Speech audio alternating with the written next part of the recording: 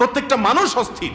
এর মূল এবং প্রধান কারণ হলো এই কলব এবং অন্তরে যে জিনিসটাকে ঢুকানো দরকার ওটা না ঢুকাইয়া ভুলটারে ঢুকাইয়া বসে আছে, ইনস্টল করে নিছে দুনিয়াকে। দুনিয়া ছাড়ার কিছু তার মাথায় নেই।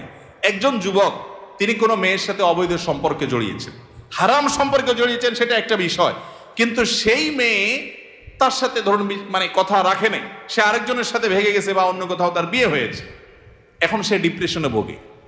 কেন ডিপ্রেশনে ভোগে? যে ওই পছন্দের মানুষটাকে সে পায় নাই। আলটিমেটলি এটা দুনিয়া, ঠিক না বে ঠিক? আলটিমেটলি এটা কি? তার অন্তরে যদি আল্লাহকে স্থান দিত, আল্লাহকে যদি সবচেয়ে বেশি ভালোবাসতো, আল্লাযীনা আমানু আশাদ্দু হুব্বাল, তার অন্তরে যদি আল্লাহর সাথে মহব্বত সবচেয়ে বেশি থাকতো, আল্লাহর সন্তুষ্টিটাকে সবকিছুর উপর যদি প্রায়োরিটি দিত, তাহলে এরকম কেউ তার জীবন থেকে চলে গেছে, কেউ আসছে, কোনো দোস্ত নারাজ হয়ে গেছে, কিছু টাকা লস হয়ে গেছে, একটা ব্যবসা